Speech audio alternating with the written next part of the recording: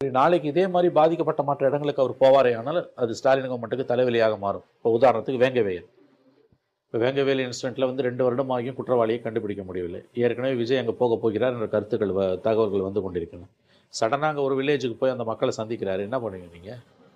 இப்போ கவர்மெண்ட் அப்போ வந்து அட்டென்ஷன் பூரா கவர்மெண்ட் மேலே திரும்பும். 2 வருஷம் ஆன பிறகு பெர்மிஷன் வாங்கிட்டு தான் பர்மிஷன் அந்த இடத்துல பர்மிஷன் வாங்கிட்டு போகிற முயற்சி பண்ணணும். அவர் பண்ணலை, முயற்சி பண்ணி பர்மிஷன் கொடுக்கலன்னா பர்மிஷன் கொடுக்காததை நான் மீறி வேண்டாம்னா அப்போ கவர்மெண்ட்டுக்கு தலைவலி. எல்லா நேரத்திலும் விஜய் அடங்கி போயிடுவார்னு சொல்லாதீங்க. You don't under estimate Vijay. நாளைக்கு அவர் வந்து ஜெயிக்கலாம் தோக்கலாம் அதை பற்றி நமக்கு தெரியாது. பட் அவரோட இப்போதைய இந்த ஸ்டார்ட்டை வச்சு அவர் வந்து கண்டிப்பாக தோற்றுருவாருன்னெலாம் நம்ம உறுதியாக சொல்ல முடியாது. ட்ரபிள்ஸ் நிறையா இருக்கும். அது DMK will go to any extent. அவங்க எம்ஜிஆருக்கு என்ன பண்ணாங்க, விஜயகாந்துக்கு எப்படி ஹேண்டில் பண்ணாங்க, கமலை எப்படி ஹேண்டில் பண்ணாங்கன்னு பார்க்கும்போது இவர் கண்டிப்பாக வந்து விஜய்க்கு எல்லா விதமான குடைச்சலையும் அவர்கள் கொடுக்க தயாராகத்தான் இருப்பார்கள்.